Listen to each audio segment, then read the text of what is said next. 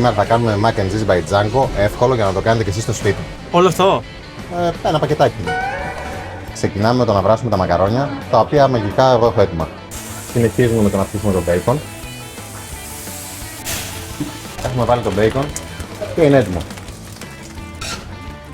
Συνεχίζουμε με το να κόψουμε το bacon σε ίσα κυβάκια.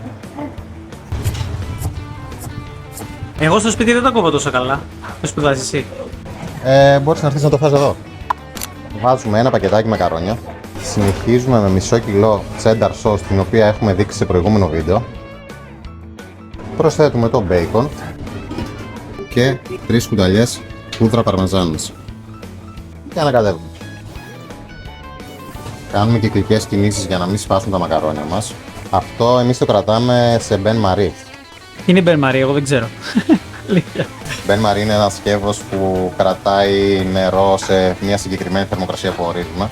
Συνήθως στους 40 βαθμούς, ώστε να μην αναλυώνεται και το προϊόν. Και από πάνω υπάρχει γαστρονόμος με το προϊόν μέσα για να σου κρατάει τη θερμοκρασία που θέλεις. Και τώρα, εφόσον το μείγμα μας έχει ομογενοποιηθεί, είναι έτοιμο. Για φάει και ένα να δούμε. Θέλεις. Το πέτυχα. Πάω να το κάνω σπίτι. Αν βαριέσαι, έρχεσαι εδώ. Είναι έτοιμο.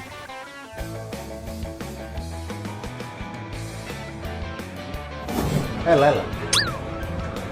Για πες. Ποιος το θες? Τι κάναμε.